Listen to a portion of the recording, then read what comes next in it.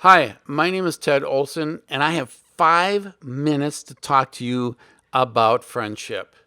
Now, when I think about friendship, the very first thing I think about is a guy called Brian, because Brian was a good friend of mine, my best friend, from 6 years old until 12 years old.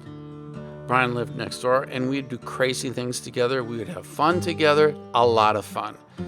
And we used to go to school together in, kindergarten, first grade, second grade, etc. And while we were really about 6 or 7 years old, on the way to school, we would pass these high schoolers going the opposite direction. And passing these high schoolers, Brian and I used to swat the butts of the girls going by.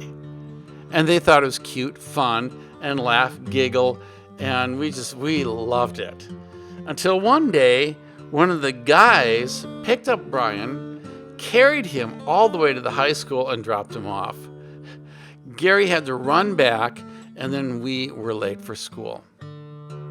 The second thing I think about in relationship to friendships is Jesus, Judas, and Peter. Now, those are two of his 12 disciples, Judas and Peter.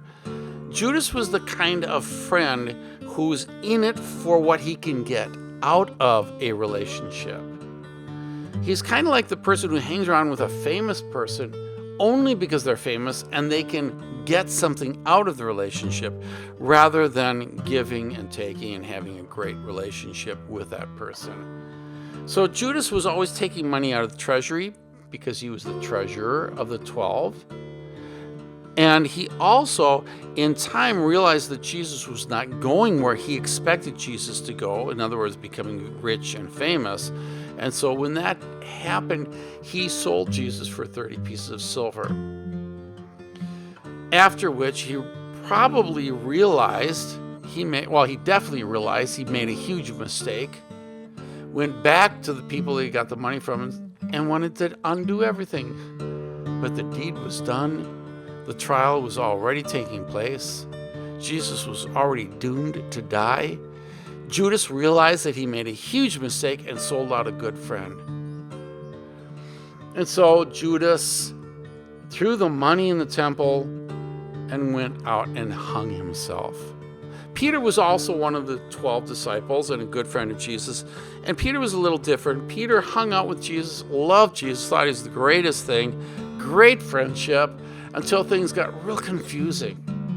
You see, when Jesus was in trial, the disciples just didn't get it. It just didn't seem to add up to what they were thinking about Jesus.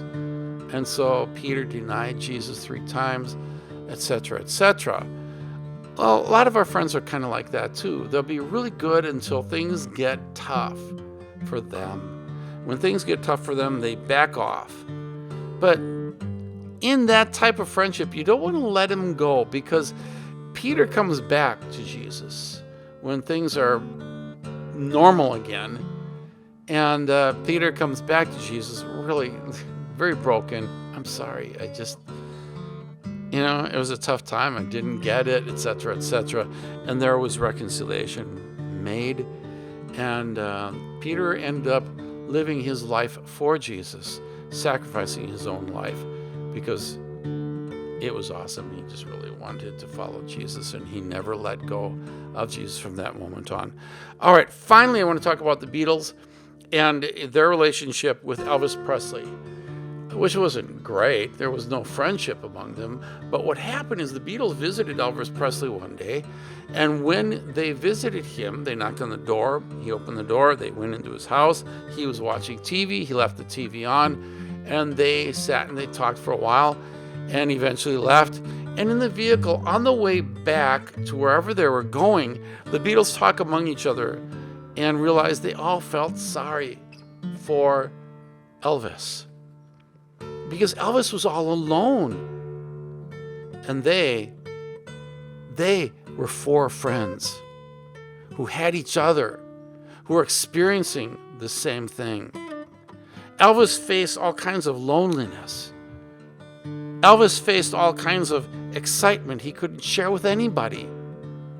Elvis faced a lot of things that nobody could relate to. But the Beatles had each other.